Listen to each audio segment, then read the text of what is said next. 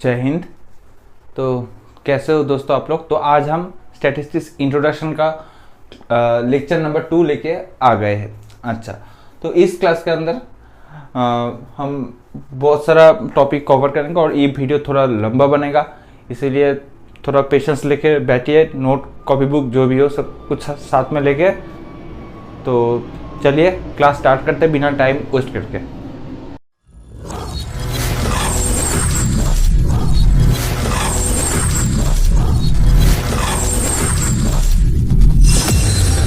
अच्छा, तो दोस्तों आज हम क्लास नंबर 2 जो लेक्चर नंबर 2 है, इसके अंदर आज हम समझेंगे क्लासिफिकेशन ऑफ डेटा।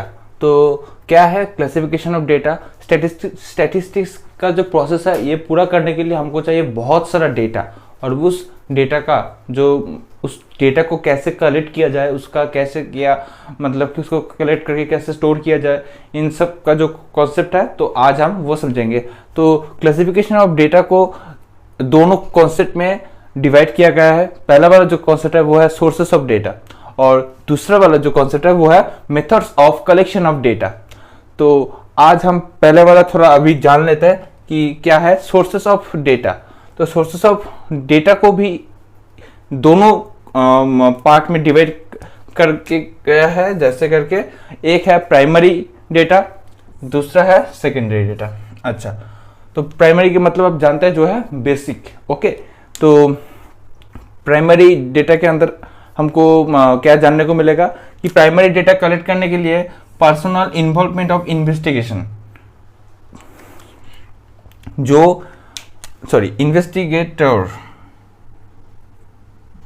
इन्वेस्टिगेटर। तो जो इन्वेस्टिगेटर जो इन्वेस्टमेंट जो ये स्टैटिस्टिक्स का जो इन्वेस्टिगेशन वाला जो काम है, क्योंकि स्टैटिस्टिक्स इन्वेस्टिगेट करके ही पूरा उसका कैलकुलेशन करके पूरा इन्वेस्टिगेशन करने के बाद ही उसका एक न्यूमेरिक रिजल्ट आता है। तो उसको करने के लिए जितना भी एक्सपर्ट है जो उस चीज के ऊपर कुछ रिजल्ट लाना चाहते हैं, उसी चीज के लिए जो इन्वेस्टिगेटर है जिसको ये रिजल्ट चाहिए उसी को बोलते हैं इन्वेस्टिगेटर। तो उसको खुद को इन्वॉल्व होना पड़ेगा तभी मिलेगा प्राइमरी डेटा। एक तो कंडीशन ये है। दूसरा क्या है, प्राइमरी डेटा ओरिजिनल है, क्योंकि प्राइमरी डेटा इन्वेस्टिगेटर खुद फील्ड में जाके काम करके उसको निकल के ला रहे हैं। तो इसके लिए ये वाला जो डेटा है ये पूरा का पूरा ओरिजिनल है। इसके बाद का जो इसका फीचर है, no need of any adjustment, क्योंकि ये डेटा पूरा इसको एडजस्ट करने की जरूरी नहीं है, क्योंकि पूरा इस डेटा को आपको मिलेगा कैसे कि आप पूरा फील्ड में जाके ये वाला काम करके लेके आ रहे हो, जो सच है, जो जिसके अंदर कुछ मतलब कि एडजस्टमेंट मतलब जिसको आपको तोड़ तर के उसको आपको मॉडिफाई करने की जरूरी नहीं है। वो जो डेटा रॉ है उसको आप जाके फील्ड से उठा के लेके आ रहे हो, सोसाइटी से हो, किसी भी माध्यम से हो, आप उसको लेके आ रहे हो। तो वो डेटा पूरा पूरा रॉ है, ओरिजिनल है।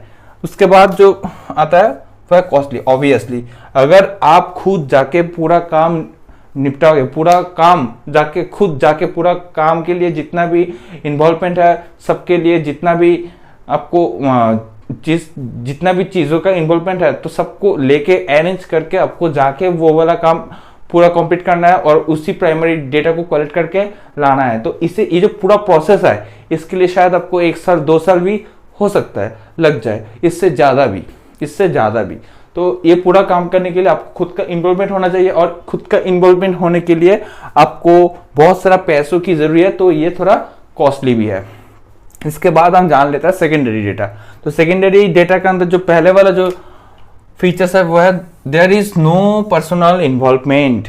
ये ऐसे डेटा कलेक्ट करने के लिए आपको जो इन्वेस्टिगेटर है उसको कोई पर्सनल उसको जाके उस पे काम करने के लिए जरूरी नहीं है, तो पर्सनल इन्वॉल्वमेंट इस पे नहीं है। दूसरा वाला जो पॉइंट आता है इट कैन बी बायस्ड, क्योंकि इन्वेस्टिगेटर खुद फील्ड पे जाके ये काम नहीं कर रहा है, तो उसको हो सकता है कि उसको जैसा चीज मिला है वो किसी और मतलब कि वो रेडीमेड है, तो हो सकता है वो जैसे करके उसको तैयार करके गया है, जैसा डेटा वो मार्केट में अवेलेबल है उसको किसी तौर पे किसी तरीके से प्रिपेयर करके मार्केट पे छोड़ा गया है। तो इसके लिए हम समझ सकते हैं कि वो इट कैन बी बायस्ड। जो जिस चीज के लिए इन्वेस्टिगेटर को ऐसा डेटा की जरूरत है, शायद वो डेटा उस चीज के लिए अवेलेबल है ही नहीं, लेकिन इन्वेस्टिगेटर जाके लेके आ गया, तो ये कैन बी बायस्ड।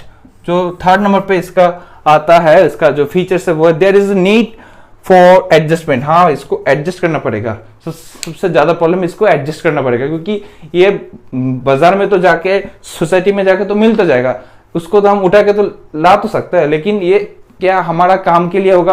अगर एक ऐसा डेटा, अगर हमको एक बुक का एक ही चैप्टर पढ़ना है, शायद वो बुक किसी भी लाइब्रेरी में, किसी भी कॉलेज हो, यूनिवर्सिटी हो, स्कूल हो, कहीं पर भी नहीं मिल रहा है, तो आपको क्या वो बुक खरीदना होगा। तो आप उस किसी एक बुक का एक ही चैप्टर आपको पढ़ने की जरूरत है, तो इसके लिए आपको पूरा बुक खरीदना है। तो ये थोड़ा क्या होगा, इस पे एडजस्टमेंट की जरूरत है कि आपको पूरा बुक नहीं पढ़ना, आपको एक ही चैप्टर पढ़ना है, तो इसके लिए आपको क्या पूरा पैसा खर्चा करना पड़ेगा उसी पूरा बुक के ऊपर। तो वो क्या, उसके लिए आपको एडजस्टमेंट की जरूरी है। तो अगर आप फील्ड पे जाके वो वाला थ्योरी उठा के लाते हैं तो वो बन गया प्राइमरी डेटा, लेकिन आप कुछ उतना मेहनत नहीं करना चाहते हो, जो डेटा पहले से है उसी को पढ़ना चाहते हो, तो जाओ पैसा खर्चा करो और एक बुक लेके आओ, पूरा बुक, इतना मोटा बुक, उसको 3-4 उसके अंदर 10 से 20 पेजेस के अंदर एक आपको चीज पढ़ना है, इसलिए पूरा बुक का पैसा आप दे दो। तो इसको ऐसे डेटा को हम बोलते हैं सेकेंडरी डेटा।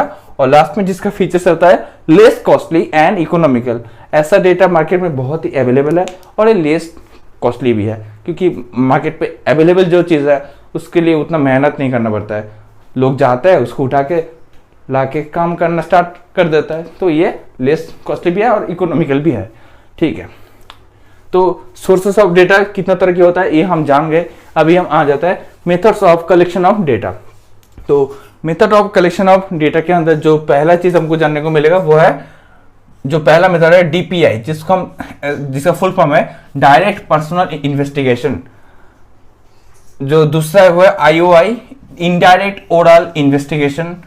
थर्ड नंबर पे जो है वो है ILS, information through local sources.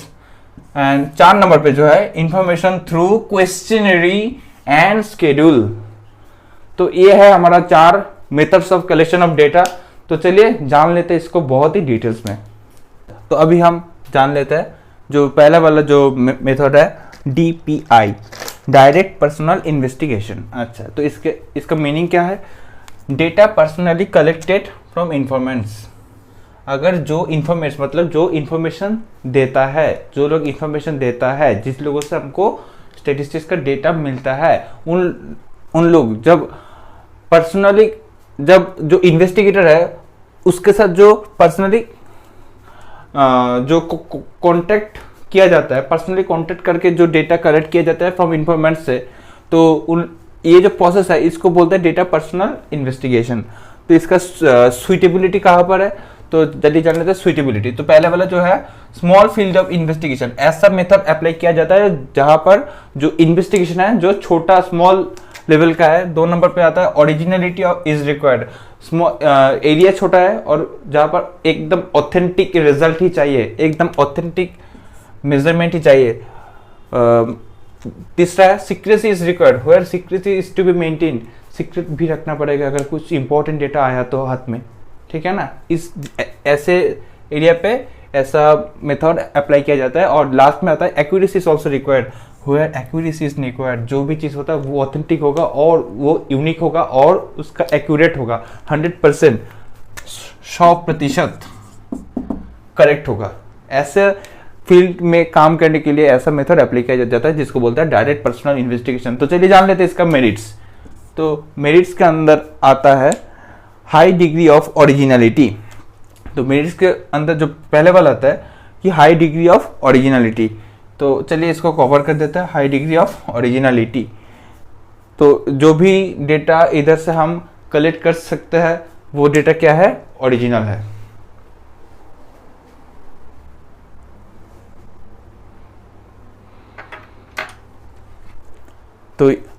तो ये डेटा ओरिजिनलिटी मेंटेन करता है। हाई डिग्री ऑफ एक्यूरेसी, ये डेटा एक्यूरेट भी होता है, एक्यूरेसी भी आता है इसमें। ये रिलायबल है क्योंकि खुद जाके इन्वेस्टिगेटर खुद जाके पर्सनली कलेक्ट करता है, तो ये ओरिजिनल भी होता है। और उससे भी ज़्यादा इंपॉर्टेंट जो है मोर इलास्टिक मेथड, जैसे ये खुद इन्वेस्टिगेटर जाके ये काम करता है, तो ये जो मेथड है ये मोस्ट रिलायबल एंड इलास्टिक। आप जैसे चाहो इस डेटा को मॉडिफाई कर सकते हो और आप जैसे डेटा आपको चाहिए वैसे डेटा हम कलेक्ट करके ला सकते हैं।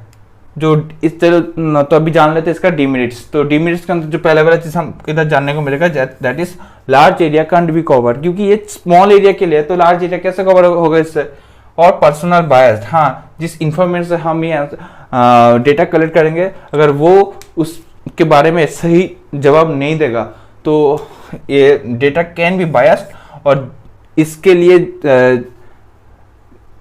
कॉस्टली ये क्यों है, क्योंकि जो इन्वेस्टिगेटर है खुद जाके बहुत सारा टाइम वेस्ट करके बहुत सारा पैसा ले खुद जाके काम करता है, तो ये जैसे ये ओरिजिनल है, एक्यूरेट है, रिलायबल है, वैसे ऐसे एक डेटा कलेक्ट करने के लिए पैसे भी बहुत सारा खर्चा करना पड़ता है, तो ये कॉस्टली भी होता है। तो पहले तो इसके बाद जो मेथड रहता है चलिए जान लेते हैं वो वाला मेथड IOI, जिसका फुल फॉर्म है इनडायरेक्ट ओरल इन्वेस्टिगेशन।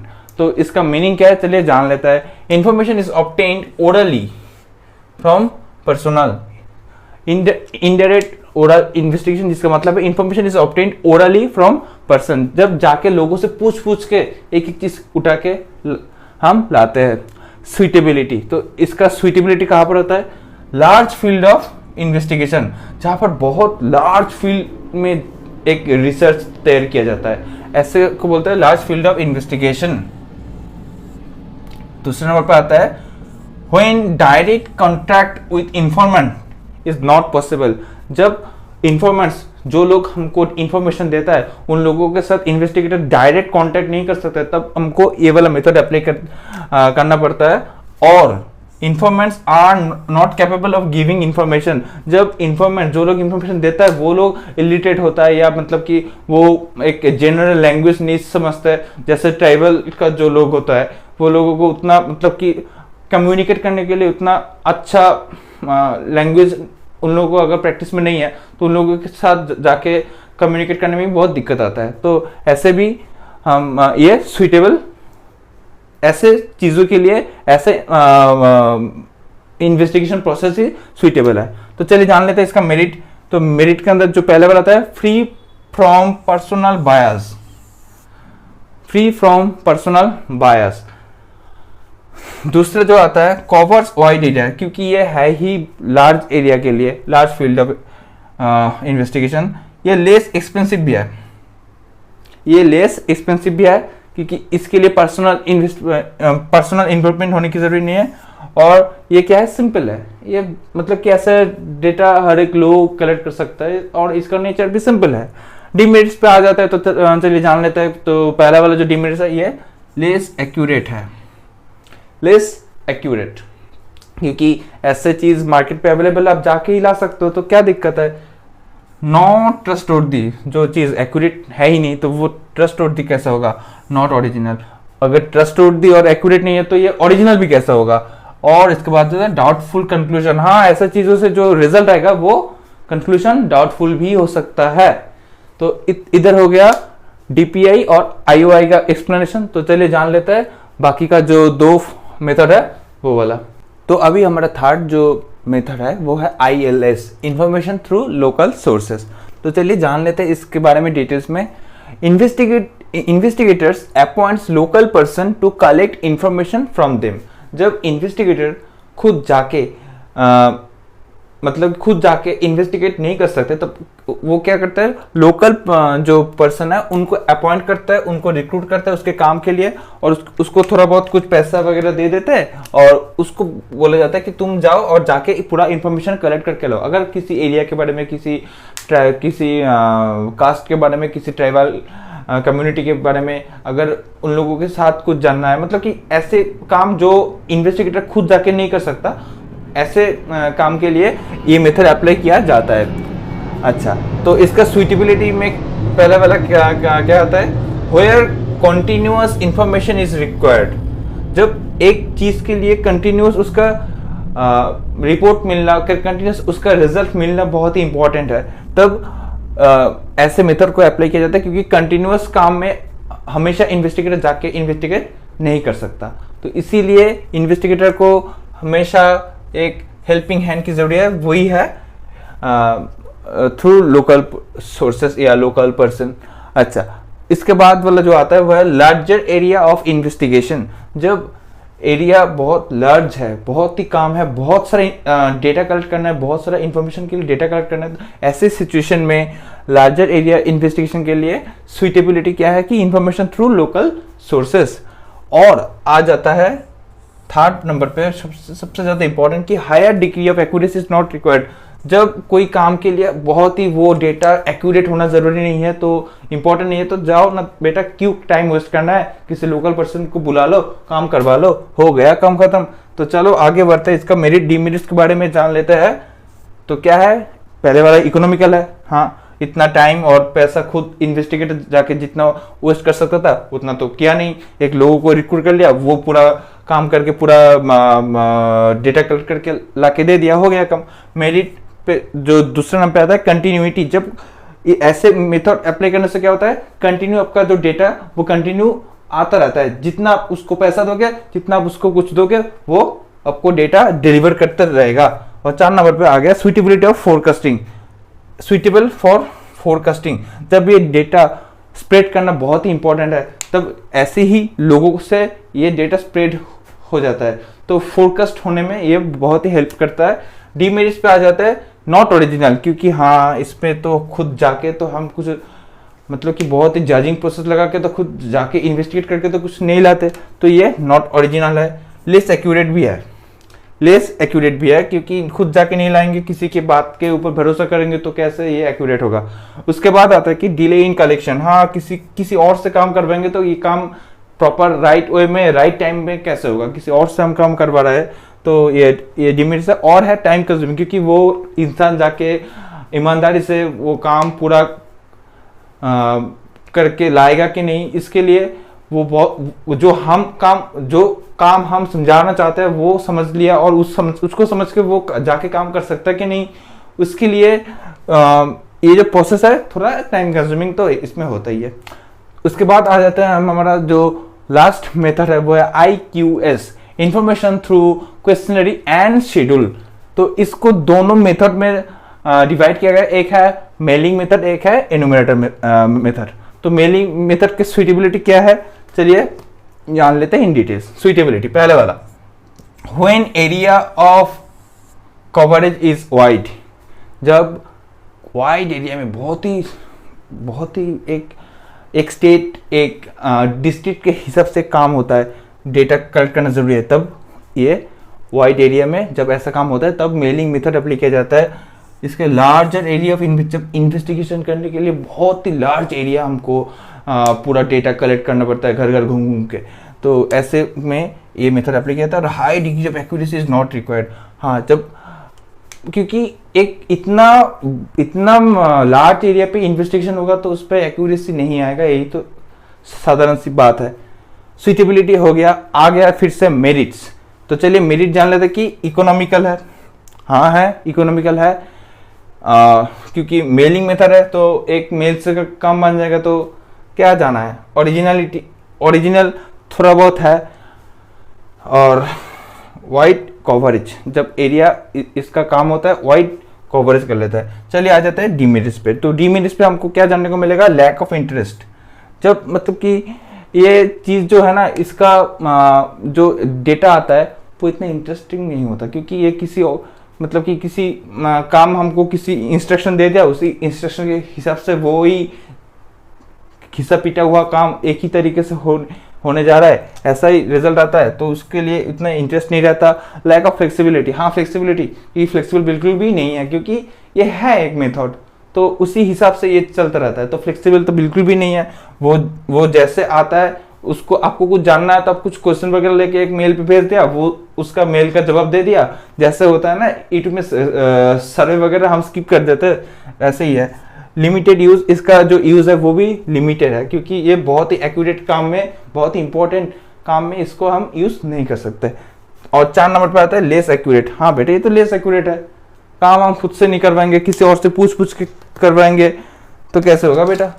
इसके बाद आ जाता है इन्यूमरेटर, जब एक इंसान आ जाता है इसके काम करने के लिए। Enumerator himself approach the informants with question, जब एन्यूमरेटर खुद जाके इंफॉर्मेंट्स को बोलते हैं जब हाँ जी बोलिए क्या हालात है, क्या काम है, क्या इधर चल रहा है, पूरा बात डिटेल्स में बताइए, तब आ जाता है कि एक इंसान आके रिपोर्टर जैसे होता है ना, जाके पूछता है कि क्या हुआ था इधर, आप बताइए, ऐसा ही काम करता है। सुइटेबल का है when specialist information is required, जब बहुत ही इंपॉर्टेंट स्पेशल केस का इन्वेस्टिगेशन हो रहा है तब ऐसा रिपोर्ट की जरूरी है, तब ऐसा मेथड अप्लाई किया जाता है। और इन्फॉर्मेंट्स आर अनएडुकेटेड, जब इन्फॉर्मेंट्स को हम अगर क्वेश्चन भेज देंगे, मेल कर देंगे या किसी और को भेज देंगे, जब ऐसा काम करने से काम नहीं बनेगा। एन्यूमरेटर मतलब जो जाके हमारा जनरल लैंग्वेज को उन लोगों के सामने बहुत, जो लोग अनएडुकेटेड है उसको इंग्लिश समझ में नहीं आएगा, उसको बहुत अच्छा हिंदी भी समझ में नहीं आएगा क्योंकि वो अनएडुकेटेड है।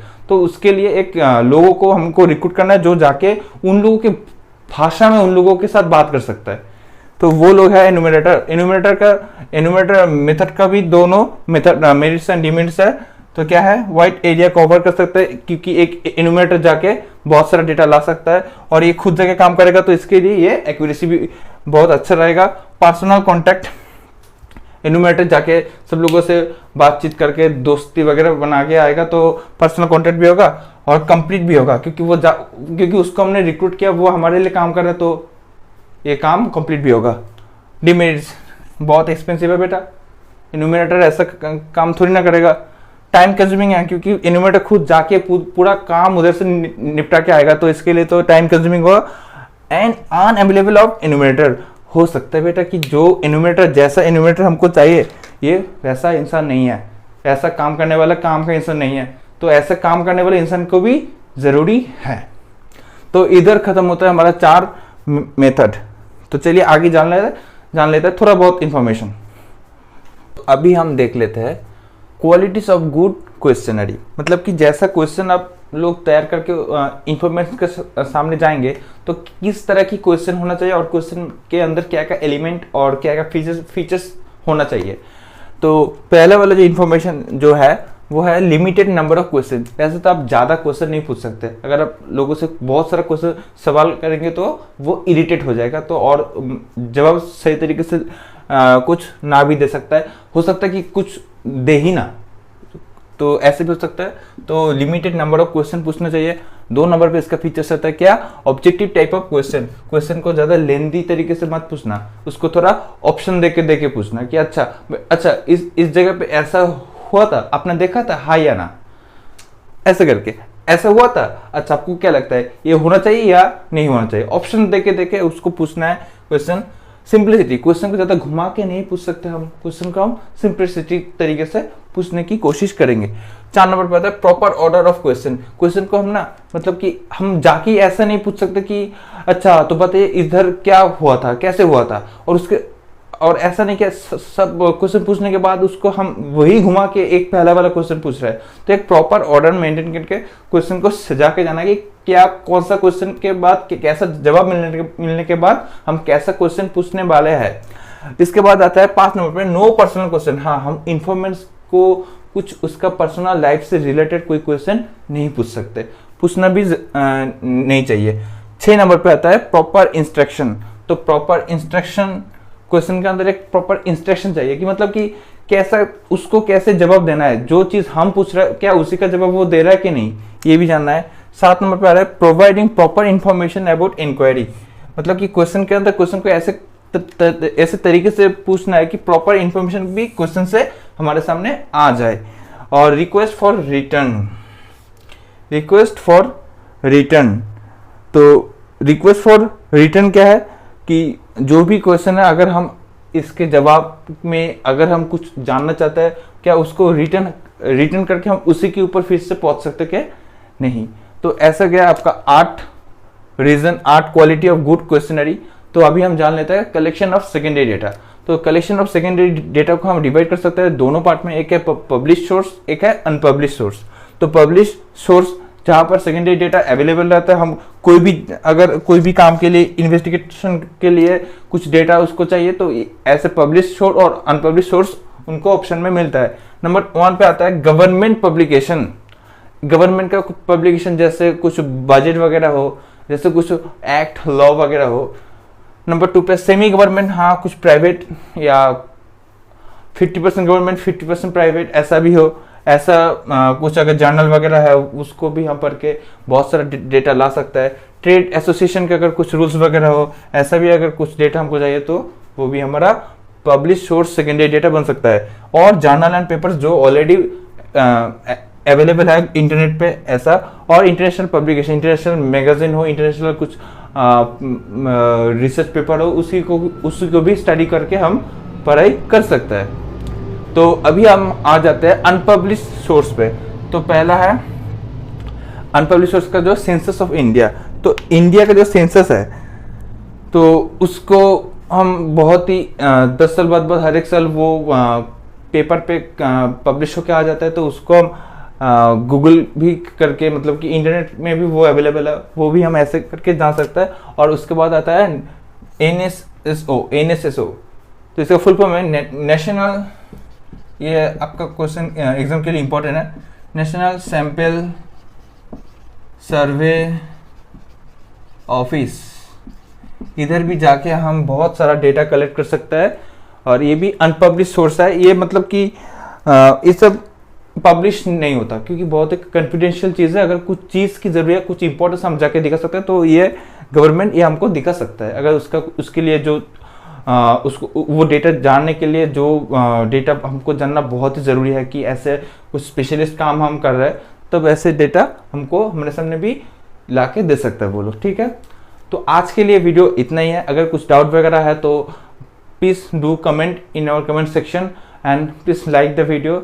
और ये चैनल बिल्कुल भी नया है तो आप थोड़ा बहुत आप लोग सपोर्ट कीजिए, सब्सक्राइब कीजिए हमारा चैनल, और बहुत जल्दी मिलते हैं हमारा नेक्स्ट वीडियो में। Thank you guys, thank you so much.